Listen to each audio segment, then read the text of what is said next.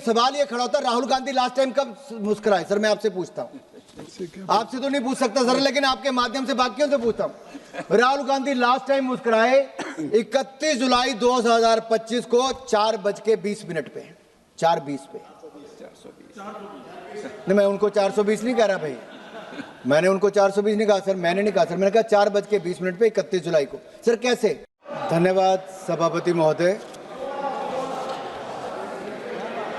पहले ये होता था कि हमारे भाषण के बीच में राहुल जी भाग जाते थे, अब तो ये स्थिति आ गई कि पहले भागना शुरू कर दिया है, क्योंकि जिनको झूठ बोलने की आदत होती है वो ज़्यादा देर टिक नहीं पाते। ना उनके आरोप टिक पाए कभी, ना ये नेता कभी टिक पाए। और उनके भाषण के बाद मैं शुरुआत तो ये कहूँगा, एक अरसा हुआ कि आप नींद से जागे नहीं, कृपया आप लोग कितना बदल गया भारत, हो जाए, मगर आप माने ही नहीं। Kindly I will request to everybody, kindly take your seat, kindly take your seat, please. बोले सर।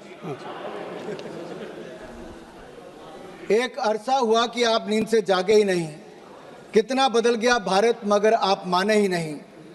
बात जमी की करते हो, मगर जमी पर उतरिए तो सही। तब के मजबूर भारत से, तब के मजबूर भारत से अब के मजबूत भारत की तस्वीर देखिए तो सही। सर ऐसा लग रहा था कोई दंगल में उतर आया है। सर ग्रिप की बात कर रहे थे और अपनी कमजोरी दिखाकर चले गए। इन लोगों ने अपने समय अर्थव्यवस्था को इतना जकड़ा था भ्रष्टाचार के कारण कि दुनिया की लड़खड़ाती चरमराती अर्थव्यवस्थाओं में भारत को लाकर खड़ा कर दिया था। मोदी सरकार आने के बाद लड़खड़ाती चरमराती नहीं, दुनिया की चौथी बड़ी अर्थव्यवस्था भारत बन गया। वो निर्मला जी की मुस्कुराहट की बात कर रहे थे। मोदी सरकार में एक के बाद एक ऐसा निर्णय हुआ है। आज महिला शक्ति को देखिए, देश की राष्ट्रपति भी महिला है और देश की वित्त मंत्री भी महिला है। 9 बार लगातार इतिहास रचने के लिए और देश को बजट देने के लिए मैं ऐतिहासिक बजट पर माननीय निर्मला सीतारमण जी को बहुत बहुत बधाई और साधुवाद देता हूं। केवल बजट ही नहीं दिया, 140 करोड़ भारतीयों को मुस्कुराने का आपने कारण दिया है। माननीय अध्यक्ष जी, मैं आभार प्रकट करता हूं नेता सदन और देश के प्रधानमंत्री मोदी जी का, जिन्होंने मुझे बोलने का अवसर दिया। देश की वित्त मंत्री महिला है और हमारे माताओं बहनों में बजट और बचत की जो समझ है वो भगवान का आशीर्वाद है। वे किचन भी संभालती हैं, सबकी ज़रूरतों को भी पूरा करती हैं, बचत भी करती हैं और भविष्य के लिए योजनाएं भी करती हैं, भविष्य के लिए पैसे भी बचाती हैं। हमारी माताएं बहनें ईज ऑफ मैनेजिंग बजट में निपुण हैं। हम भारतीय सनातन धर्म और समृद्ध परंपराओं को मानने वाले लोग हैं।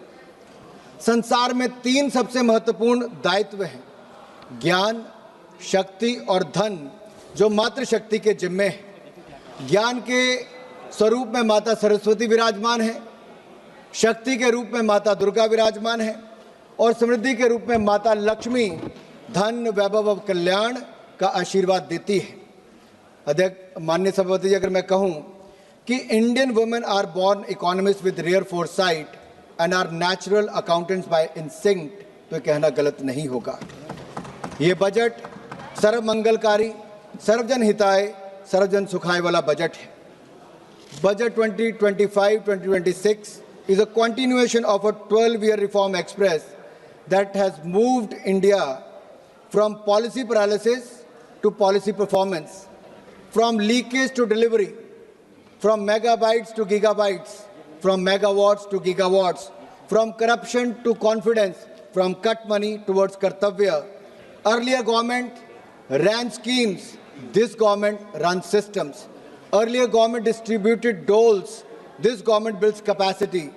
Earlier there was a file movement, in this government there is fund movement. Under the leadership of Prime Minister Narendra Modi, this budget is a beacon of hope and progress for Viksit Bharat. It is aptly a grains to gigabytes, from Jan Vishwas to Jan Kalyan budget. transitioning India from traditional agriculture, that is grains, twinned with digital future, that is gigabytes, rooted in public trust, that is Jan Vishwas, and delivering universal welfare, that is Jan Kalyan. This is not just a physical document, sir.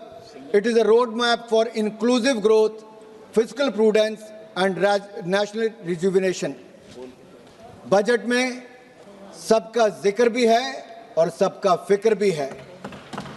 सरकार की सोच स्पष्ट है, कोई छूटे नहीं, कोई रूठे नहीं, सबके लिए इस बजट में कुछ ना कुछ है। जहां इनके समय विकास की पगडंडियां नहीं थी, वहां हम विकास की एक्सप्रेस लेके जा रहे हैं। यूपीए के 10 साल और एनडीए के 10 साल की बजट का तुलना करोगे तो इनका बजट ड्राइंग रूम में बनता था, हमारा जमीन से जुड़ा हुआ बजट है। इनका बजट पॉलिटिकल डॉक्यूमेंट था, मोदी सरकार का बजट सबकी भागीदारी वाला नेशनल मिशन है। जब हम बजट निर्माण पर चर्चा करते हैं तो किचन से लेकर कारखाने तक, गांव से लेकर शहर तक सबकी आकांक्षाओं को शामिल करते हैं। मोदी सरकार के 4 आयाम, गरीब, महिला, युवा और किसान। इसका मतलब है युवा की उड़ान, महिला का सम्मान और सशक्तिकरण, गरीब का उत्थान और किसानों की समृद्धि की प्रगति, ये 4 प्रमुख स्तंभ हैं। ये बातों का बजट नहीं, ये वादों का बजट नहीं, ये विश्वास और नवाचार का बजट है। ये विकसित भारत का बूस्टर डोज होने वाला बजट है। हमने इसके 3 कर्तव्य निश्चित किए हैं, जिसका आधार है उत्पादकता को बढ़ावा, लोगों की आकांक्षाओं को पूरा करना और सबका विश्वास। इन 3 कर्तव्यों के निर्वहन के लिए जरूरी है माननीय सभापति जी, हम स्ट्रक्चरल रिफॉर्म्स की गति को बरकरार रखें, इसे और भी अडेप्टिव और फॉरवर्ड लुकिंग बनाएं। दूसरा, हम फाइनेंशियल सेक्टर को और रोबस्ट और रिजिलिएंट बनाएं। तीसरा, हम अपनी इकोनॉमी और economic activity and financial governance को आर्टिफिशियल इंटेलिजेंस एप्लीकेशन जैसी कटिंग एज टेक्नोलॉजी के साथ इंटीग्रेट करें।